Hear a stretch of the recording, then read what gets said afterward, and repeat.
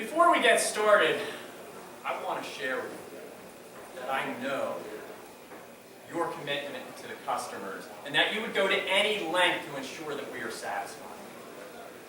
I don't remember his name. He may even be here in the audience. But more than 10 years ago, in January, in the snow, with my house at the bottom of a hill, I saw a small path of brown water coming through my yard. That path turned into a stream. That stream turned into a roaring river. So I called the town office. The town office called Maine wastewater. And he came over. He knew exactly what it was.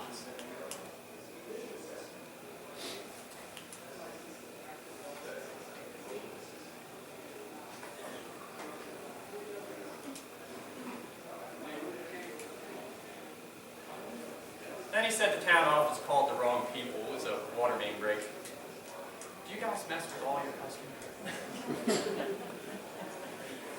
My wife gave me an article from Martha Stewart magazine called Stop Cold. It's about how fear freezes people. Of the readers' poll, more than 90% of the people said that they felt they were held back because of fear from accomplishing one of their own goals. Are you afraid of public speaking? Can that fear be holding you back from accomplishing one of your own goals? A few years ago, I wouldn't have been able to do what I just did.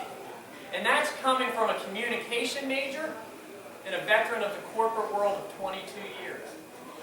Up until a few years ago, I was inconsistent with my professional performance, often cynical, definitely defensive. I've been demoted twice in my career and told I would never reach senior management because they never saw me in the role. Yet I can stand in front of you today and tell you I've never been happier or more satisfied personally or professionally than I am right now. In the midst of a downturned economy, I've thrived with more raises, promotions, and increases in job responsibilities than I could have ever imagined. I'm doing things I never dreamed of. Writing 2 books, being part of the National Speakers Association, being the official announcer at the U.S. National Toboggan Championship. Why am I telling you? Because it took me years to figure out, but I finally got it. I needed to break out of my own painfully shy shell and improve my own communication effectiveness, specifically in public speaking. What is public speaking, anyway? Scary. Scary, okay. Building confidence. Anyone else? You'll all have a turn later on. Public speaking. What I want you to walk away from today is that effective public speaking is more about confidence than it is about communication skills. Public speaking is more than a lectern, a podium, a microphone. It is everywhere. Your ability to speak publicly is not as hard as you think. The hardest part is taking the first steps to improve. Public speaking is a learned skill that needs to constantly be honed and developed. And your success is directly correlated to your ability to communicate with that. Part of that learning is how to be succinct. Have you ever found yourself going on and on and on and on? Or listened to a speaker who kept droning on and on and on? After a while, it gets hard to listen to, it gets distracting, and the message gets lost out. Let me share with you a story. My wife has a 9-year-old niece who was overheard at school telling a classmate, "You're not popular and nobody likes you." The teacher had her write a letter of apology. The letter came in the next day and it said, "I'm sorry. You're not popular and nobody likes you." A few years ago, that would have taken me 20 minutes to tell you that story. I had to teach myself to be clear and concise and succinct. If you don't believe me, let me share with you some quotes from my performance appraisals from my first 20 years on the job. Tom needs to be more concise in his communication style and ensure he adapts to the audience based on who he's interacting with. He needs to ask more questions for a full understanding. He needs to position his ideas with the audience in mind. He needs to be more confident in his presentations to senior management. He needs to stop the second guessing. He needs to avoid shutting down when others don't agree with him, and on and on and on. I've read those. It took 20 years before I received the comment that Tom's organization and communication skills are his key strengths.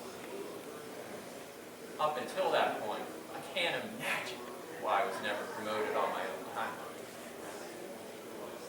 I thought I knew how to communicate. I was a communication major. Nope. I had difficulty relating to people. I had difficulty adapting my message. I would just throw the same information out, whether it was someone walking on the street or an executive. I had no idea what an executive summary was. On the phones, I was great with my customers. It was the face-to-face interaction that really got me. I would I would be flooded with information, my head spinning, and I would let my emotions get caught up in me, and I got my words tangled, and I didn't know what to do. And I would just put it out there and hope it would be over. I found it wasn't my communication skills at all. It was my confidence level. But communication is everywhere. Whether you're trying to make a sale, talk to your kids, or even be a little league coach, your ability to get that message out to the person you're communicating with is critical. But what if that communication was filled with ums, ahs, you knows, likes, really, right? Those filler phrases. Your credibility is at stake every time you try to communicate.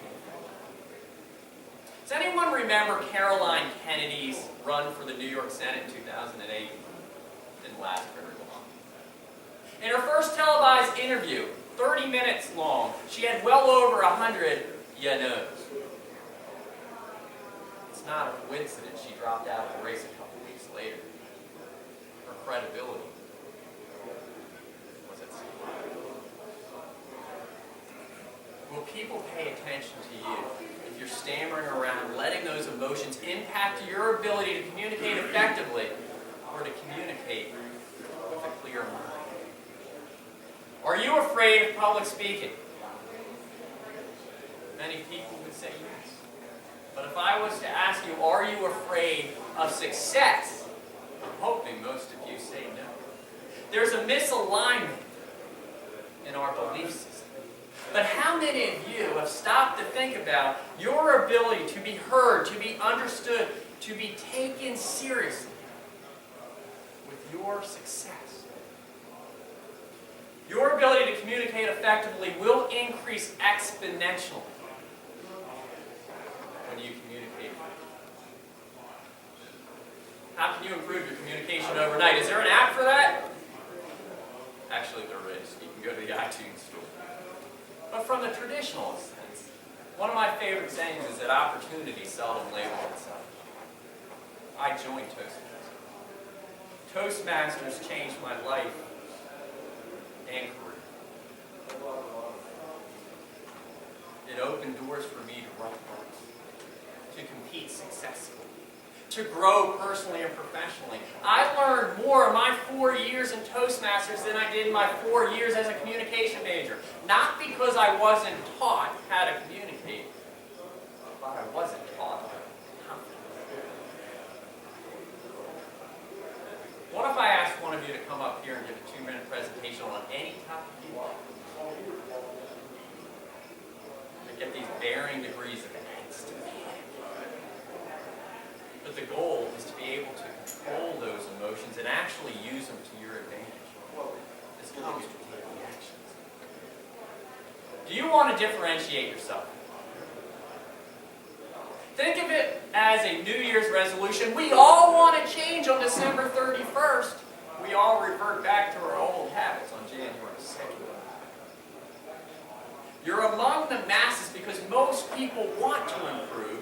You become in the minority when you start taking those actions to improve. Time consumers. How much time do you spend on Facebook, LinkedIn, Twitter, watching television, watching anything past the 7th inning of a Red Sox game? It's not wasted time. But go in and figure out how much time you're doing it, and figure out how much of a little bit of a block of time you can take from that and use it towards improving your own communication skills and thus your confidence. It takes me 30 minutes to drive to work. When the radio commercial's on, I turn them down and I practice a speech, a presentation, or a role play. 7 or 8 minutes up, 7 or 8 minutes back. I'm taking 15 minutes a day to improve my communication skills, which is 15 minutes more than most of the time. But another thing is to be willing to break out of your comfort zone, find a support system, and take chances. Be willing to practice in front of friends and family. I've been in Toastmasters for about 2 years before I practiced my first speech in front of my wife. I was on my way out the door to a speech competition in Canada where the winner would go on to the World Semifinals and be in the top 81 in the world. Seemed like a good time. I wrote a 7-minute speech about my dog Kevin and rescuing animals. I was so nervous I did the speech in 5 minutes. There's a line in there that says millions of dogs and cats. I was so tongue-tied. I said millions of dogs and a cat. She couldn't stop laughing. She knew it was a one-time gaffe and knew the effort I put in to get to this point.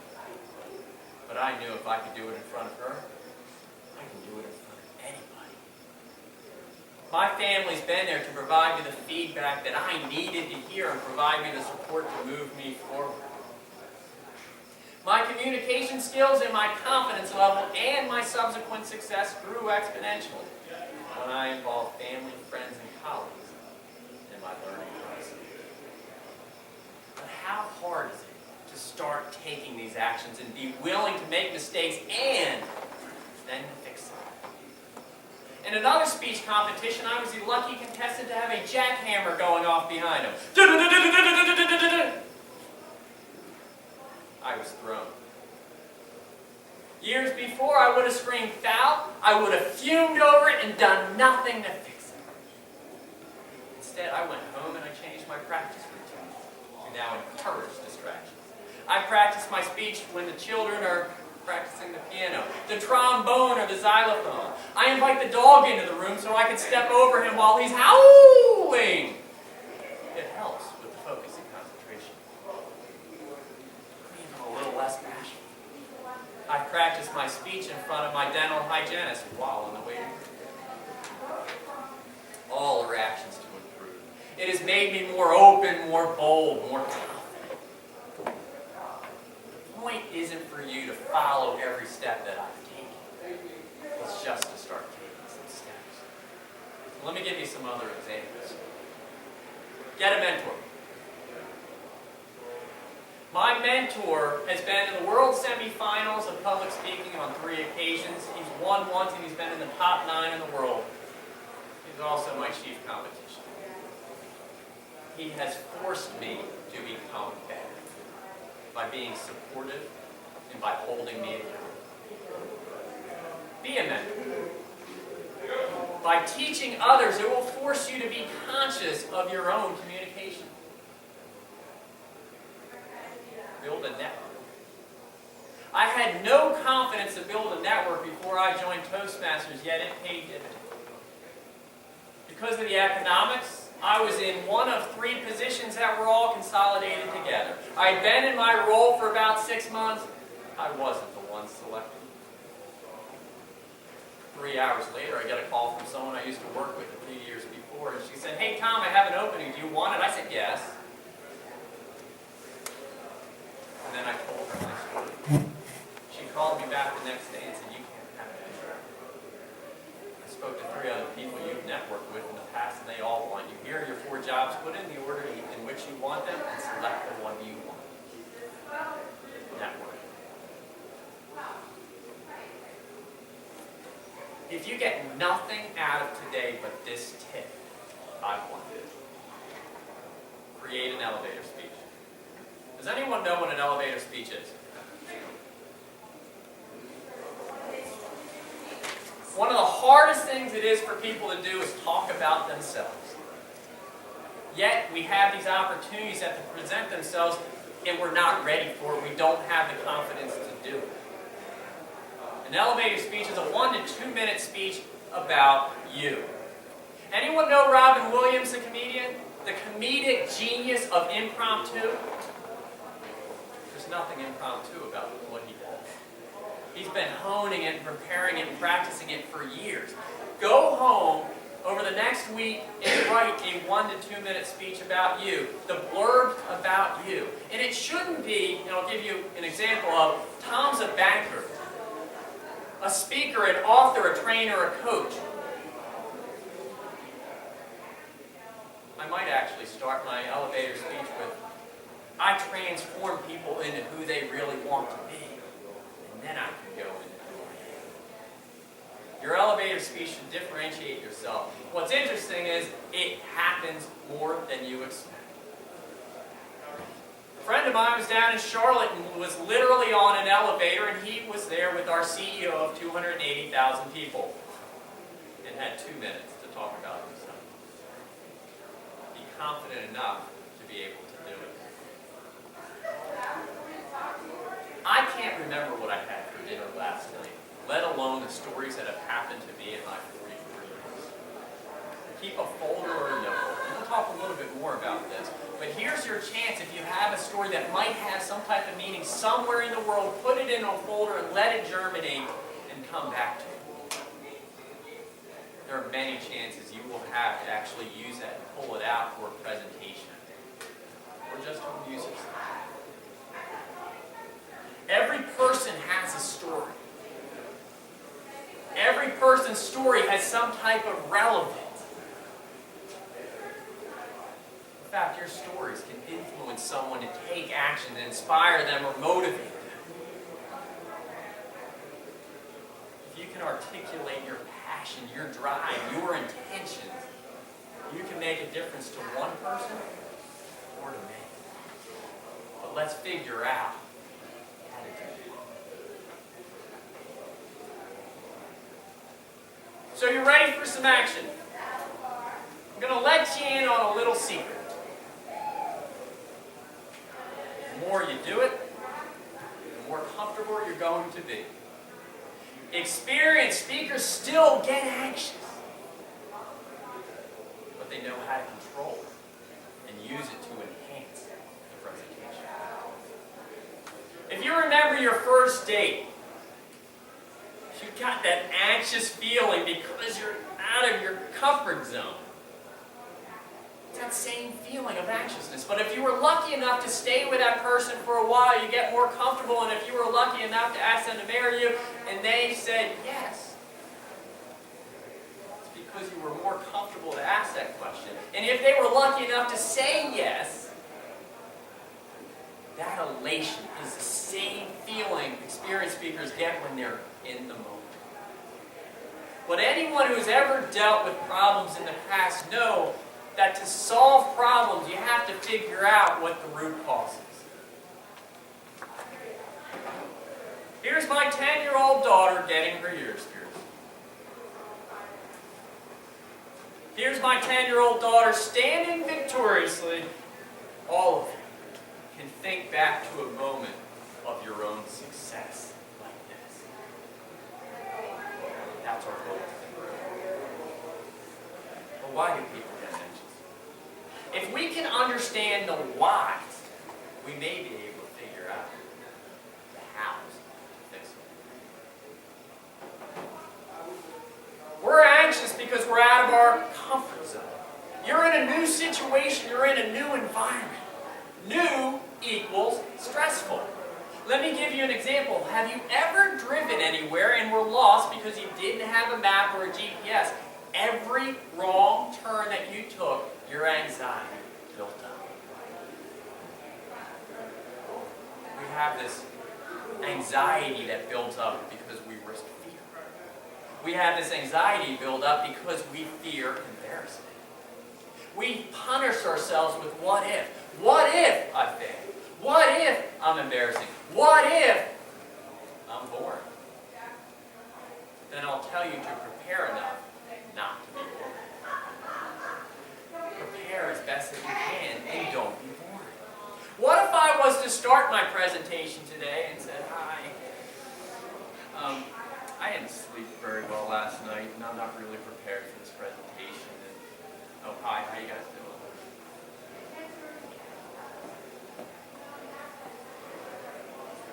But I have anxious energy. Couldn't I use that anxious energy to my advantage and say, hi, I'm really glad to be here, and actually mean it? We feed off each other's energy. You off the speaker, me off the audience. Whether it's 100 people or one, you can influence people as a speaker. Another reason is this lack of experience. In the 2nd grade, I remember I gave a presentation. I was so nervous, my head was spinning, I was disoriented. When I was done, I sat in the wrong seat in the wrong row. We've all had that disoriented feeling. But at that very moment, I said, I'm going to do everything in my power to never have to do this again. I was wrong. It happens. And it happens everywhere. But instead of avoiding the situations and increasing our inexperience, couldn't we become more experienced and avoid that dreaded anticipation and have that turn into a point where you can't wait to do it? I know, because I'm one of those people that used to shake uncontrollably. So who's ready to come up and give me that 2-minute presentation? How many of you are feeling right now the head starting to spin a little bit, the heart pounding, the shallow breathing? Me? Tack on a red face, tack on the shoulders that are tense, and a straight up and down posture. Guess what, gang? It's normal. Everybody gets some of these symptoms some way, somehow. It's normal. By being conscientious of it is half the battle. When you know that these symptoms are coming, you can do something about it and use it to your advantage. My legs used to shake uncontrollably. Why do you think I was up front in the beginning?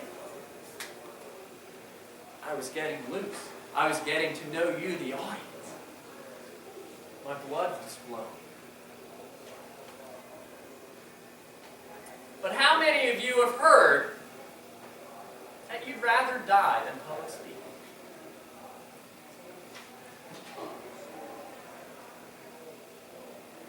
This chart came from an individual. It's minutes.dlugan.com. An individual who Googled died in a blank accident. It's not as bad as you think.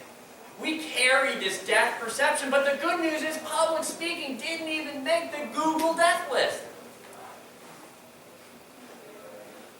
The bad news is that just scared many of you from taking that knitting class you really wanted to take. And I do feel bad for that one blogger. But you need to be you. I tried to impress everyone else when I spoke. My true comfort level came out when I taught myself to be myself. And I was me when I learned how to control my anxiety. But what's holding you back?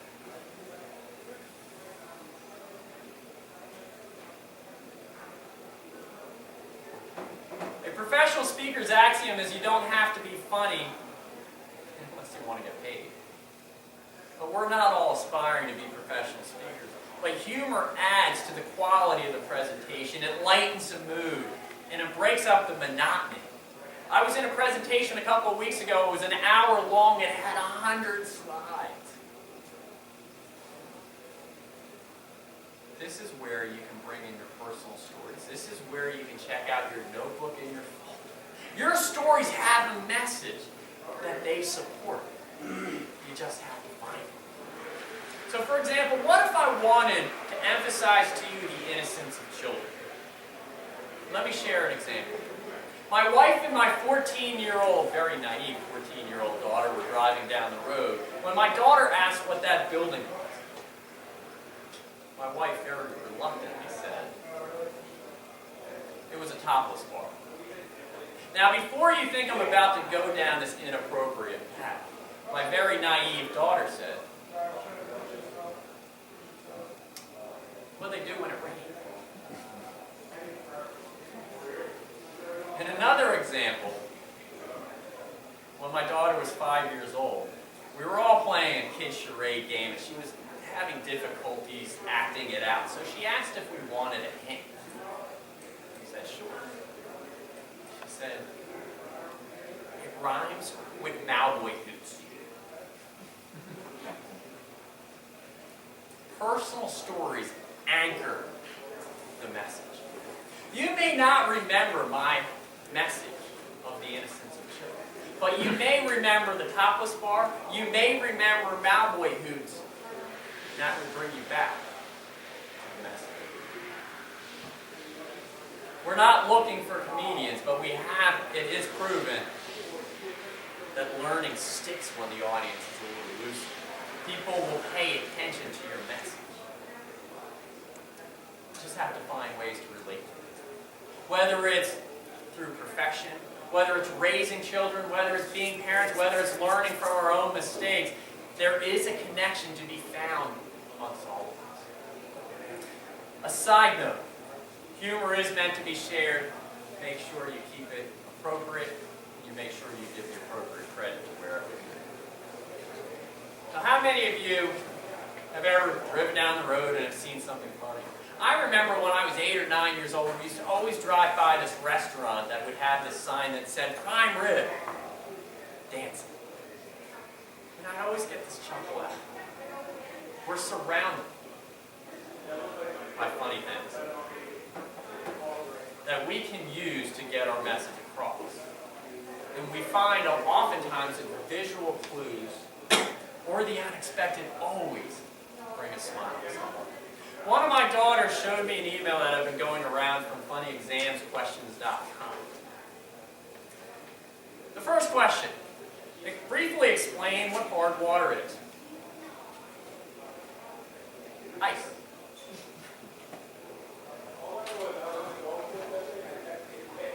Find X. There it is. Name 6 animals which live specifically in the Arctic. 2 polar bears, 3, 4 seals.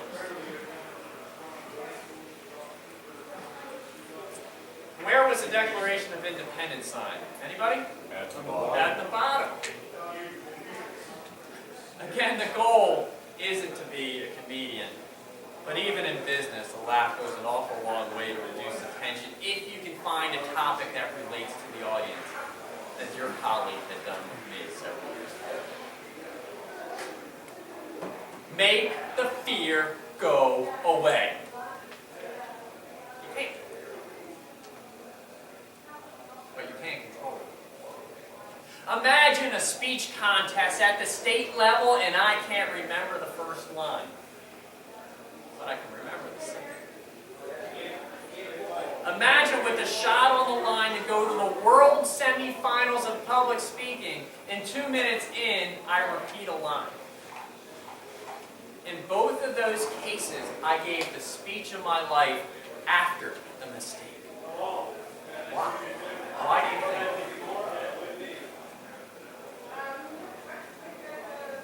Your fear was realized, and so you keep going. I had nothing else to lose because I already lost the competition. So my only goal at that point was to find a way to relate to the audience.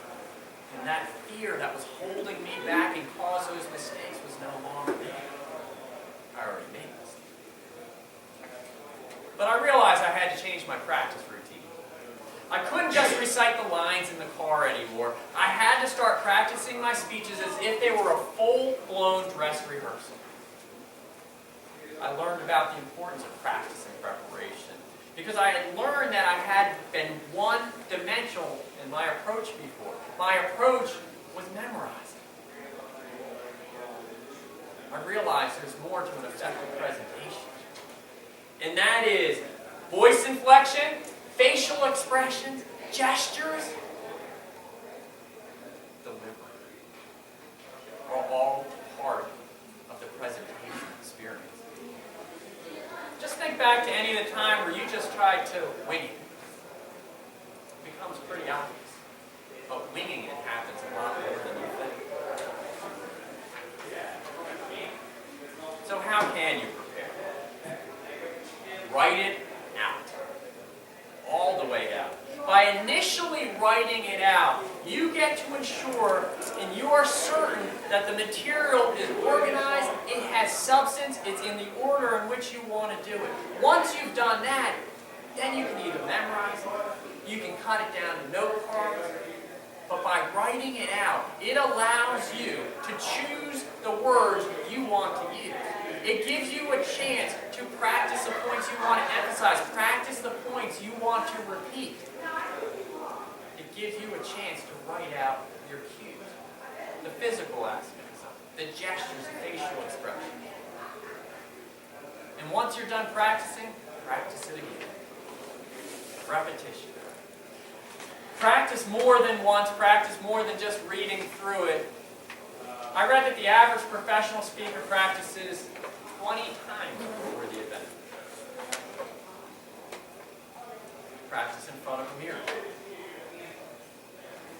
I don't like the way I look in a mirror. Some people love the way they look in a mirror. But the mirror is going to put yourself in that uncomfortable situation now so you can be comfortable later. Practice in front of friends and family. Practice in front of people who want to listen. And then when you're done, practice in front of people who don't want to listen. Find some stage time. Any stage, anywhere. Full practice, not just reading, not just vocalizing, the dress rehearsal. And when you make a mistake, muscle through it. I had a piano teacher who told me I would never get to the end of a piece if I started over again every time I missed a note. Same thing here. Practice through it. Does anyone remember the movie Hoosiers? They were going to the state championship. They were all nervous. They measured the basket. They figured out that it's 10 feet, the same height as it is at home. I got here 2 hours early this morning. I wasn't lecturning. What if I showed up for my presentation and all of a sudden my lectern's not here? Now I'm scrambling. We had issues with the projector. You don't need to know that, and I don't need to be anxious over it. Have a backup plan. Be prepared to practice and make it seamless. Get there ahead of time. Know what you're walking into. And even if you are anxious, that anxiety will stabilize. The key is to speak as frequently as you possibly can. You need to be a student of yourself. Take that elevator speech and videotape yourself and do it for a week. It's 2 minutes a day. And videotape the 2 minutes on day 1, day 2, day 3, and day 7, and don't watch it until after the 7th one. And then watch it amazingly how much you've improved that quickly. Be open to feedback. I told you I was defensive. I took no feedback and took no action. So funny how much better I became when I started asking for feedback. Be open to it. Play to your strengths. Talk about the things that you know. I would never come in here and try to become an expert on your business. But I can come in here and talk about the things that are meaningful to me, like public speaking. You get the passion, the emotion. You get all of that attachment when you start talking about the things that you are familiar with. So how do you prepare? Mental preparation and physical preparation. The mental turns into the physical. If you're nervous and your head is spinning and your heart's pounding, it's going to turn into sweats and shakes. The physical. Start with visualizing success. Dale Carnegie once said, you can conquer any fear if you only make up your mind to do so, because fear doesn't exist anywhere except in your mind. I remember a few years ago watching the Winter Olympics and watching the skiers, and you would see them do this before they started. They were visualizing their course in their head. They were visualizing their success. They were visualizing their goal. You too can visualize your own success and mentally. I was convinced, since I was going, maybe I could eventually get to the World Championship. Until I ran into Joe.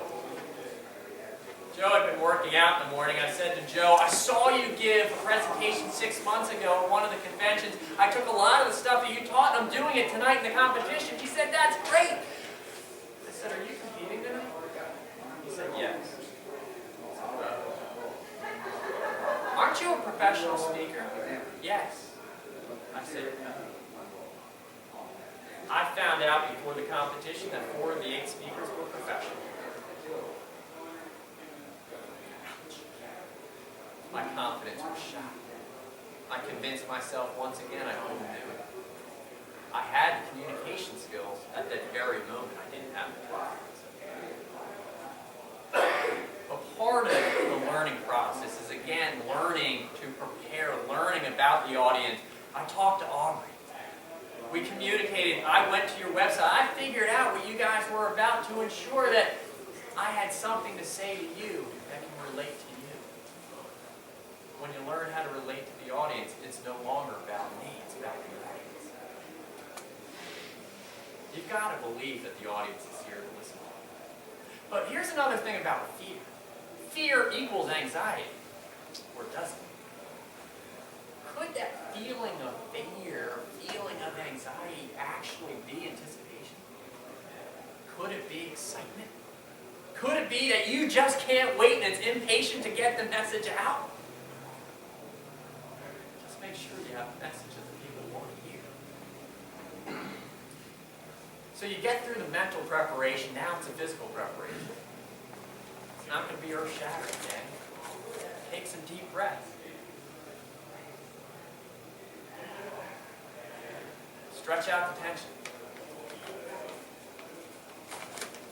Sorry to all the coffee drinkers out there, but avoid your caffeine. I went to the YMCA and I did a presentation. I spoke to about 100 people. I've been there about 5 or 6 times before, and I loved it. I was not anxious at all, yet I was shaking uncontrollably. My adrenaline kicked in, and so did that Diet Coke I had an hour before. When you start shaking, you start saying, uh-oh, I'm shaking, and all of a sudden I forgot what my message was, and uh-oh, it's going to affect my ability to speak effectively again. Control both the mental and the physical aspects of it. And I learned a lesson about sticking to your routine. Before the competitions, I started using Wii Fitness. Does anyone know what Wii Fitness is? For those of you who don't know, you take these Wii Fitness tests and you stand on a board, and most of these tests are very simple and it's balance related. Now, I run 4 miles a day, I often swim, and when you get on this thing, it tells you what your fitness age is. I was doing it at the age of 40 and it kept telling me I was 65 years old. It did not help with my anxiety. Stick to your routines. What I want you to remember is that people at your presentations are here to listen to you. You have to believe that you can have some type of impact on that audience. You're going to be harder on yourself than anyone else ever will be. The audience doesn't want you. What's interesting is you truly know that you've made it as a speaker when you stop saying, how'd I do? And you start asking, were you able to get something out of today's presentation? The best speakers are selfless. You also have to remember that anxiety It will never go away completely, but can you use it to enhance the presentation?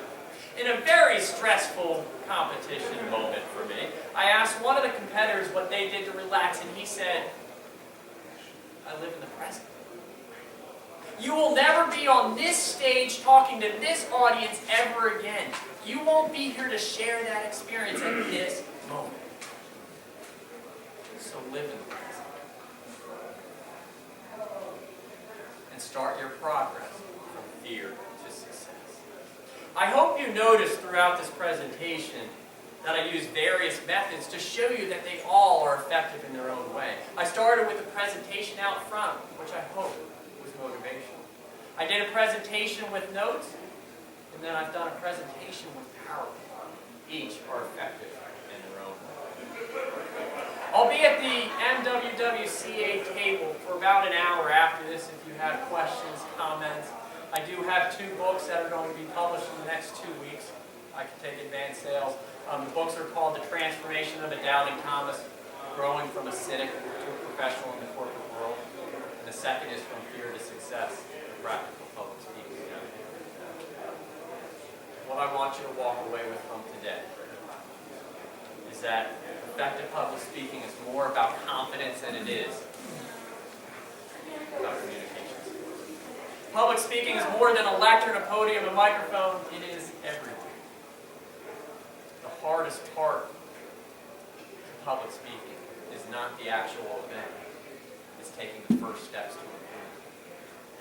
Public speaking is a learned skill that must constantly be honed and developed. Public speaking is directly correlated. Your success is directly correlated to your ability to communicate effectively. I'm going to end with a speech that has done an awful lot to me, for me personally, and has built up my own confidence every time that I've done it. Are you living to die? Or dying to?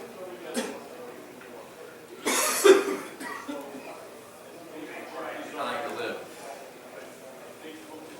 I was 15 years old. My buddy Jack slept over. He had a coughing fit for hours. It was deep and constant, and I never heard anything so frightening in my life. I finally woke him. He looked up with the biggest smile on his face and asked, "What's wrong?" He realized he had never told me. Jack had cystic fibrosis. According to the Cystic Fibrosis Foundation, more than 70,000 people worldwide are affected by this chronic disease that often cuts life short. The main symptoms are thick, sticky mucus. None of us know when we're going to die. Jack knew he wouldn't make it past the age of 25. He saw the look on my face. A mixture of shock, pity, and helplessness. But he told me not to worry, because it's not about dying. It's about living. Jack was 4'11" with a 5-foot smile. He lived his life the way that we all should, like we were dying. I never saw him sad, angry, or remorseful. He carried the potential burden of an early death like it was a pocket full of change. He never knew it was there until he heard the jingle.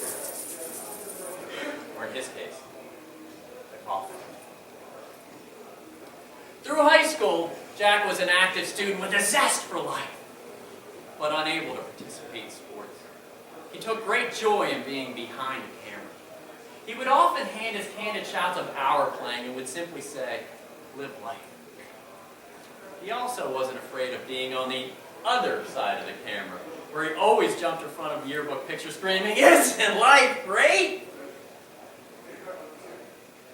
He often introduced himself as Hank. There was no particular reason except it was amusing. Jack went to Widener University because there was too much of life to live and learn. I went to see him his freshman year.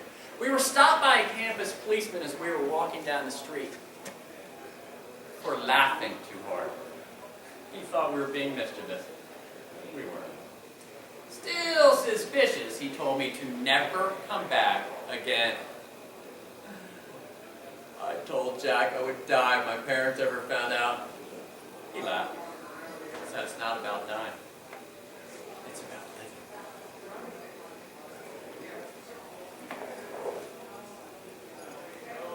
Jack had to leave college after a couple of years. Too many extended trips to the hospital.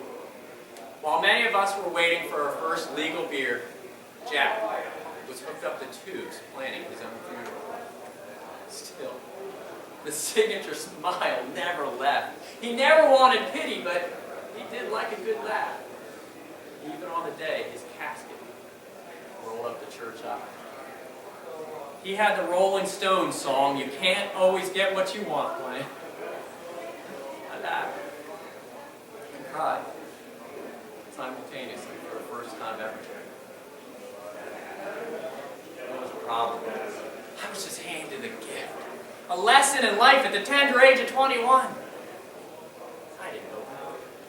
Somehow I let the speed of life over the next 20 years pass me by. There's nothing wrong with my life, just the daily grind. In a hustle and bustle airport one day, I heard a faint noise, cough, deep and constant like jazz. And then heard the song I heard 100 times since his death. I heard it for the first time.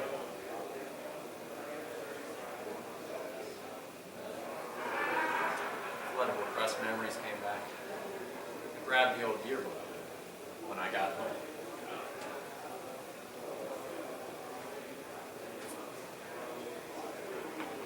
Dear Tom, many things have happened between us. You don't know how scared I was that we would never talk again. After I asked Jody to the prom, thanks for not getting mad. 4 foot 11, and he always got the gift. I'm really glad we got to spend a lot of time together over the past couple of years.